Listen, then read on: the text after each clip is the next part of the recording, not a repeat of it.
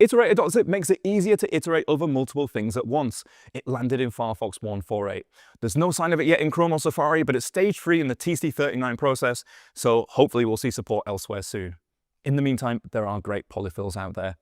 All right, here's how it works. Let's say you have an iterable of elements and an iterable of strings to be their content. You loop over the elements, but now you need to get their text. You're essentially wanting to loop over two things at the same time. I'm sure you've been in this situation before. What I often do is convert them both to arrays, if they're not already, so I can access them by index. And then I switch to using entries and access the other array using the index. But there's a better way. We can stick with our original iterables and use Iterator.zip. It takes a sequence of iterables and it iterates over them in parallel. And that's it. Job done. It gives me the individual values in the same order. There's also a mode option. The default is to stop iterating when one of the iterables is finished, but you can also set it to strict, so it throws an error if the iterables don't finish at the same time.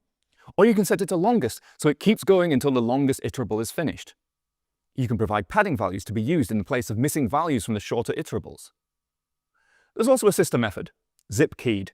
This is similar, but rather than operating on a sequence of iterables, it takes an object and produces an iterable of objects with the same keys. Maybe not necessary in this case, but if you're handling more than two iterables, it can be safer to access them by property name rather than relying on array index. Now, this is usually the point where I'd say, check out MDN for the full documentation, but that's really all there is to it. Although if you want to see more examples or get links to the polyfills, MDN is the place to go.